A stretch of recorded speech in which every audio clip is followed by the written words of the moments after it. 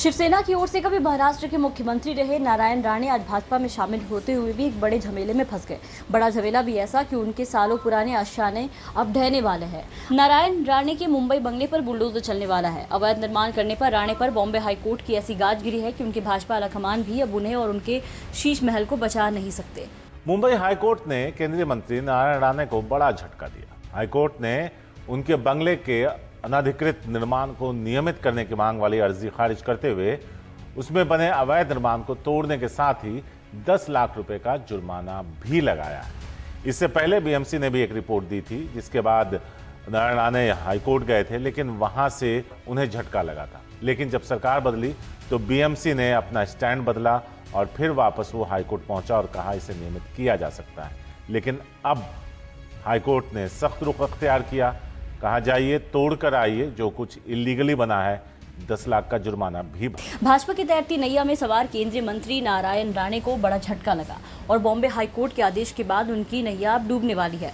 दरअसल बॉम्बे हाईकोर्ट ने नारायण राणे के जुहू स्थित बंगले पर अवैध निर्माण को गिराने का आदेश दे दिया है। इतना ही नहीं, बल्कि कोर्ट ने नारायण राणे पर 10 लाख रुपए का जुर्माना भी लगाया। इससे पहले इसी बंगले में अवैध निर्माण को लेकर बीएमसी ने भी नारायण राणे को नोटिस भेजा था। महाराष्ट्र सरकार में बीते महीनों से चल रही उथल पुथल के बाद भाजपा शिंदे के साथ जोड़गांठ कर सत्ता में तो आ गई, लेकिन इसके बावजूद अपने अवैध कार्ड को बचाने में असफल दिख रही है। भाजपा सरकार जिस किसी राज्य में भी है, वहां अपने नेता मंत्रियों के सारे कांड, झोल और घोटालों पर बखूबी पर्दा डालना चाहती है। लेकिन महाराष्ट्र में आधी सत्ता पर होने के बावजूद बॉम्बे हाईकोर्ट का हंटर भाजपा मंत्री के खिलाफ चल ही गया। एकनाथ शिंदे भले ही मुख्यमंत्री के पद पर मजे कर रहे हैं और भाजपा के देवेंद्र फडणवीस भी मलाई बटोर रहे हैं, लेकिन अब भी बीएमसी पर उद्धव ठाकरे का राज है। देखिए ये वीडियो। कर दिया गया है और कोर्ट ने उनकी लीगल कंस्ट्रक्शन का डेमोलिशन ऑर्डर किया है। अदालत ने अपने फैसले सुनाते हुए कहा कि एफएसआई जोन में, मतलब समुद्र के ठीक बगल में, नारायण राणे जी ने 3 गुना ज्यादा कंस्ट्रक्शन किया था, दुनिया भर के वायलेशंस किए थे। और अदालत ने कहा है कि ऐसे जब इतने सारे वायलेशंस हैं, आप ऐसे इनको अलाउ करना एक गलत प्रेसिडेंट एक प्रकार का सेट करेगा। तो अपने फैसले में कोर्ट ने फाइनली नारायण राणे की मतलब रिटेंशन एप्लीकेशन को रिजेक्ट कर दिया।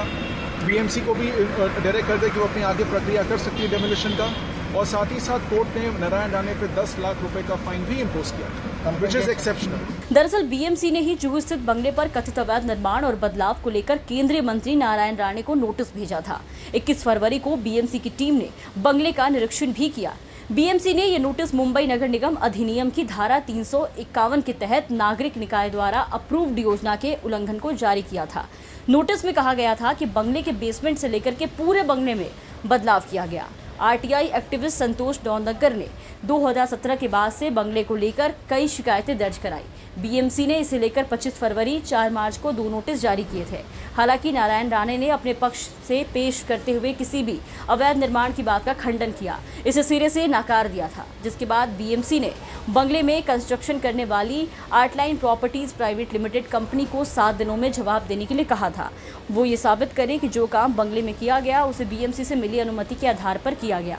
बीएमसी ने कहा था कि अगर बंगले के मालिक ऐसे करने में विफल रहते हैं तो इस अवैध हिस्से को हटा दिया जाएगा। इसके अलावा मालिक पर केस चलेगा। इसके कारावास और जुर्माने का प्रावधान है। जिसके बाद पूरी तरीके से कोर्ट में साबित नहीं कर पाने की वजह से अब नारायण राणे पर बॉम्बे हाईकोर्ट ने अपना बड़ा फैसला सुनाया और राणे के बंगले पर किए गए अवैध निर्माण पर बुलडोजर तो चलेगा ही, साथ में 10 लाख जुर्माना भी देना होगा।